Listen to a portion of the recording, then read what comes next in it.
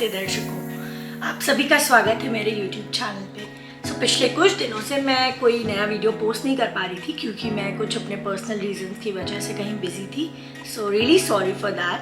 But अब आगे आने वाले 3-4 व्लॉग्स में आपको देखने को मिलेगा पूरा राजस्थान। यस, सो मैं गई थी राजस्थान ट्रिप पे। सो वहाँ के कुछ स्पेसिफिक सिटीज़ का मैंने टूर किया और आगे आने वाले कुछ व्लॉग्स को मैं एक सीरीज़ की तरह पोस्ट करूँगी जिसमें मैं आपको भी दिखाऊंगी कि राजस्थान कैसा है। तो आइए चलते हैं। सो आज के व्लॉग में मैं आपको लेके चलती हूँ जैसलमेर, जिसे स्वर्ण नगरी के नाम से भी जाना जाता है। आइए चलते हैं और देखते हैं स्वर्ण नगरी कैसी दिखती है। क्या आप जानते हैं कि जैसलमेर को स्वर्ण नगरी क्यों कहा जाता है? अगर आपका जवाब हाँ है तो मुझे कमेंट सेक्शन में ज़रूर बताइएगा। सो हम लोग मॉर्निंग में जोधपुर से अराउंड 10 साढ़े 10 बजे जैसलमेर के लिए निकल चुके थे। आप देख सकते हैं ये जो रोड है इसके दोनों तरफ सिर्फ रेगिस्तान और झाड़ फूस ही दिखाई दे रहे थे और कुछ भी नहीं। हाँ, जैसलमेर पहुँचते पहुँचते कुछ ये सुंदर सी विंडमिल्स दिखाई देने लगी थी, बट ट्रस्ट मी धूप इतनी ज़्यादा तेज़ थी कि मतलब एकदम लग रहा था बस जल ही जाना है अपने को। तो हम बाहर निकल के फ़ोटोशूट वगैरह तो बिल्कुल भी नहीं कर सकते थे क्योंकि बहुत ज़्यादा हीट थी। बस कार से ही जो रिकॉर्डिंग कर पाई वो कर पाई। ये देखिए विंडमिल्स। एक टाइम ऐसा आया था कि मतलब दोनों तरफ आपको विंडमिल्स ही विंडमिल्स दिख रही थी। बहुत ही सुंदर सीन था, बट गर्मी की वजह से बिल्कुल भी हिम्मत नहीं थी कि उसको उतर के पिक्चर कैप्चर की जा सके। दूर से ये विंडमिल्स जितनी ही छोटी दिखती थी, पास जाने पर ये और बड़ी और बड़ी और बहुत ही ज़्यादा बड़ी दिखाई देने लगती थी। ये देखिए। सो यहाँ पे temperature around 40 to 42 degree Celsius था उस टाइम पे दिन में, और गर्मी की वजह से मतलब इंसान तो छोड़िए दूर दूर तक कोई जानवर भी नहीं दिख रहा था। बस ये कुछ झाड़ फूस और रेगिस्तान ही दूर दूर तक दिख रहा था। और सामने अगर आप देख सकते हैं तो लाइन से कुछ पावर ट्रांसमिशन के टावर्स वगैरह इंस्टॉल थे। सो नेकेड आई से ये बहुत ही ब्यूटीफुल लग रहे थे। वीडियो में उतना ब्यूटीफुली कैप्चर नहीं हो पाया है, बट या द सीन कार के एसी में बैठ के देखने पे तो बड़ा अच्छा था। बाहर निकल करके तो बिल्कुल भी देखने लायक नहीं था गाइस। आपके इन्फॉर्मेशन के लिए बता दूँ, ये जो स्मूथ सी रोड आपको दिख रही है ये national highways authority of India के द्वारा नहीं बल्कि बॉर्डर सिक्योरिटी ऑर्गेनाइजेशन के द्वारा बनाई जाती है। जगह जगह पे हमें बोर्ड्स भी देखने को मिले थे that this road is maintained by Border Security organisation.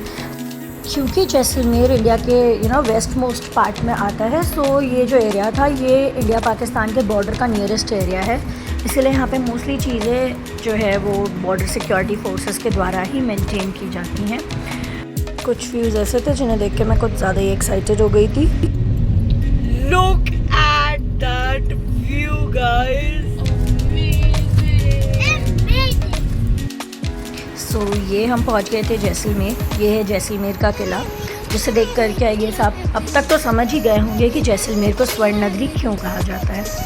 तो यहाँ पे एक्चुअली हमने एक कैंप रिजॉर्ट बुक किया हुआ था, उसके चेक इन यहीं पे शहर में करना था, और उसके बाद यहाँ से अराउंड 30-40 किलोमीटर्स दूर सम सैंड ड्यून्स करके एक जगह है जहाँ पे सारे कैंप रिजॉर्ट्स हैं, वहाँ जाना था। तो हम यहाँ रुके थे अपने होटल का चेक इन करने के लिए। सो ये चेक इन हमने करने के बाद फिर अपनी जर्नी स्टार्ट की। जब तक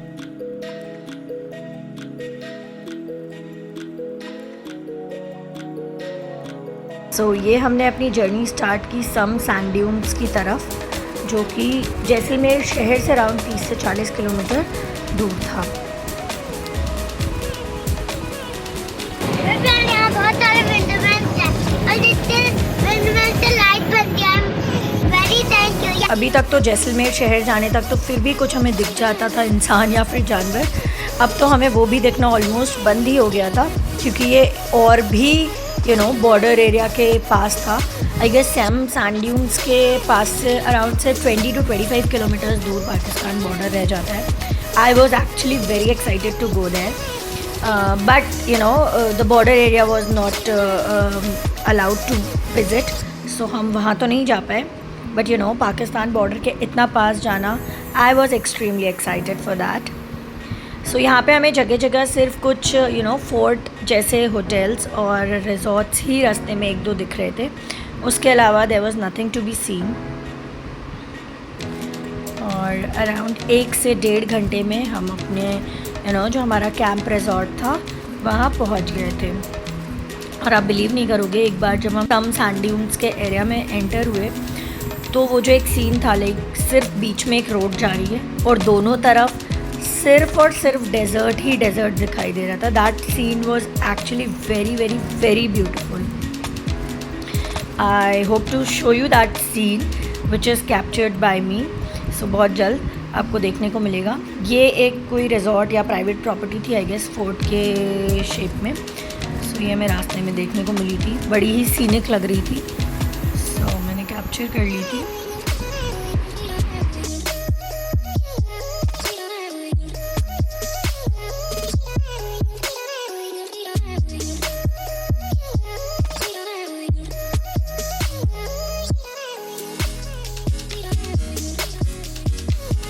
गाइस, जैसे ही आप सैंड ड्यून्स का एरिया एंटर करेंगे आपको जगह जगह ऊँट और वो जीप्स दिखाई देने लग जाएंगी जो आपको डेजर्ट सफारी के लिए ले जाती हैं। और वहाँ पे लोग आपको रोक रोक के ऑफ़र भी करने लगेंगे prices. So I would suggest कि आप पहले से कुछ बुक करके ही यहाँ पे आएँ, क्योंकि उस पॉइंट पे जाके बुकिंग करना और नेगोशिएट करना बहुत टफ हो जाता है। सो हमने तो MMT का यूज़ किया था अपना कैंप रिजॉर्ट बुक करने का, और उसमें ही सारी चीज़ें इंक्लूडेड थी।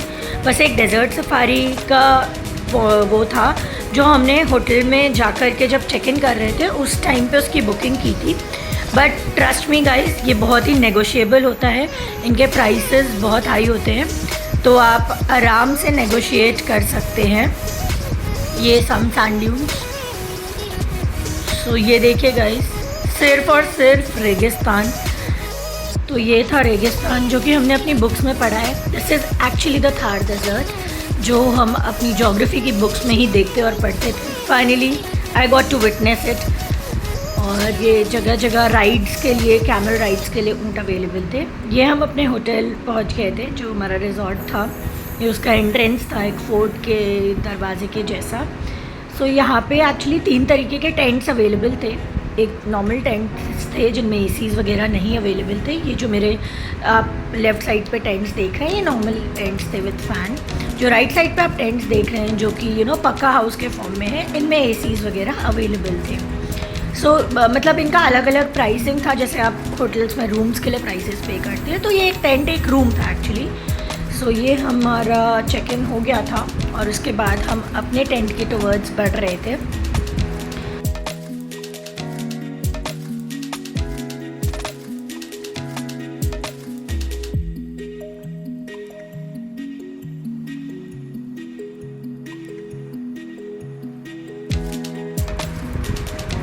देखिए पूरा सैंड में ही गाड़ी चल रही थी और ये हमें हमारा टेंट दिखाने के लिए भैया ले जा रहे थे। तो यहाँ पे जितने भी एम्प्लॉयज़ एंड ऑल थे सब पठानी सूट में थे, तो एक अलग ही फील आ रहा था इन लोग को देख कर के पठानी कुर्ते पजामे में।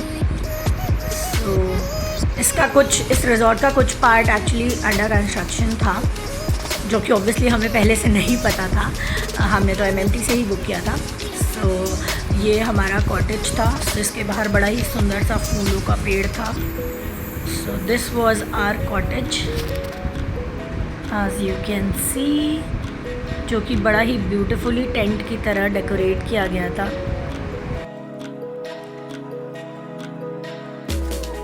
ये था रूम के बाहर का व्यू और अब मैं आपको लेके चलती हूँ रूम के अंदर एक छोटा सा टूर कराते हुए। ये है रूम, ये चीज़ बड़ी प्यारी लग रही थी। क्योंकि हम लोग 3 लोग थे तो हमने 2+1 वाला कॉटेज बुक किया था।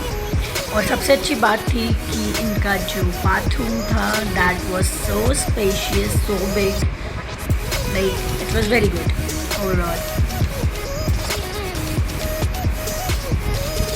सो ये था हमारे रूम की विंडो से बाहर का view.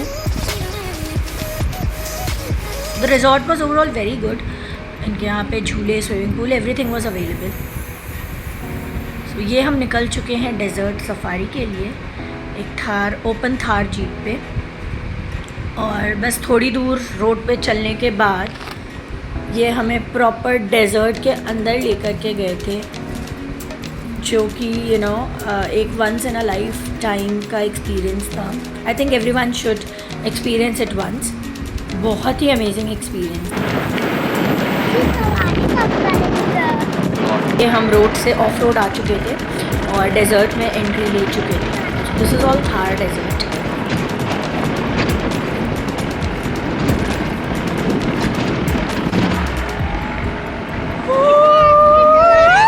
Ride was so bumpy कि यहाँ पे रिकॉर्ड करना भी एक बहुत बड़ा टास्क था। कैमरा इतना ज़्यादा शेक हो रहा था। सो आफ्टर सम टाइम मतलब इट वाज लाइक कि यार कैमरा रख देते हैं, let us enjoy the moment. So या एक जगह पे जा कर के यहाँ पे ये पैरासेलिंग और क्वाड बाइक राइड ये सारी चीज़ें भी करवाते हैं। सो अगर आप इंटरेस्टेड हो तो you can avail all these facilities. So parasailing automated भी थी with this motor vehicle something, और एक नॉर्मल पैरासेलिंग भी थी।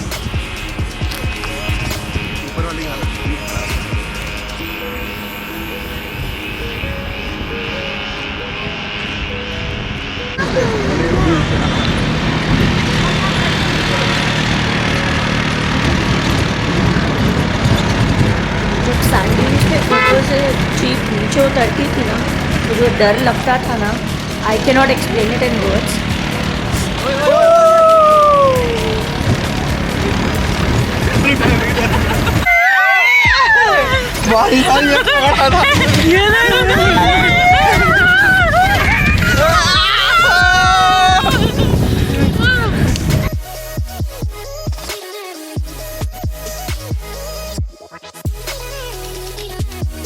Overall it was very very very good.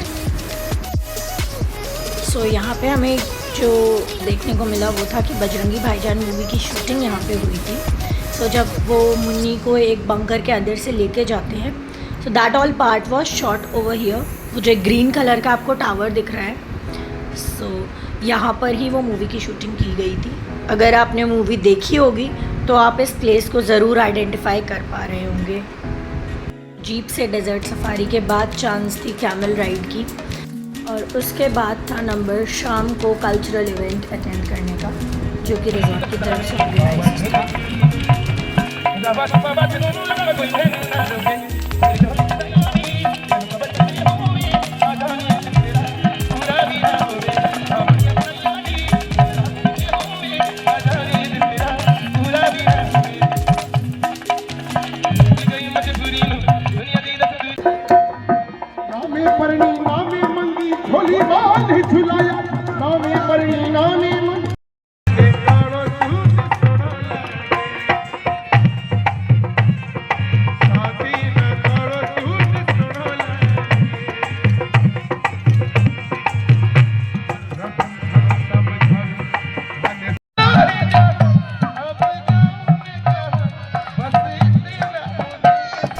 Last में there was an open house, आप आराम से आके अपना डांस करके एंजॉय कर सकते थे। तो ये हम अपनी बेटी के साथ एंजॉय कर रहे थे। She was telling us to copy her steps and we were doing the same.